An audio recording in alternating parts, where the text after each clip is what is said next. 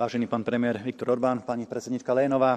Priority maďarského predsedníctva, ktoré tu boli predstavené, považujem za rozumné a musím povedať, že po tých, prepáčte, nezmysloch, ktoré počúvame od pani Lénovej spolu s pánom Šefčovičom a ďalšími kolegami, je skutočne osviežujúce počuť v Európskom parlamente konečne aj hlas zdravého rozumu.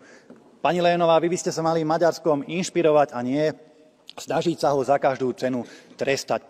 Várjuk a túlszabályozás enyhítését. Várjuk a megfizethető energia biztosítását. Az unió külső határait meg kell védeni.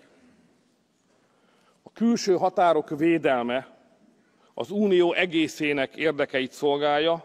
Mi megszabadítottuk Európát több mint 2000 embercsempésztől, bizottsági elnök asszony. Ezért inkább elismerést kellene, hogy kapjunk, nem pedig bírálatot. Pretože Európska únia skutočne nepotrebuje viac migrantov, viac vojny, viac dlhové agendy, viac zákazov spaľovacích motorov, ale potrebuje politikov, lídrov, ktorým bude záležať na miery a na prosperite Európy.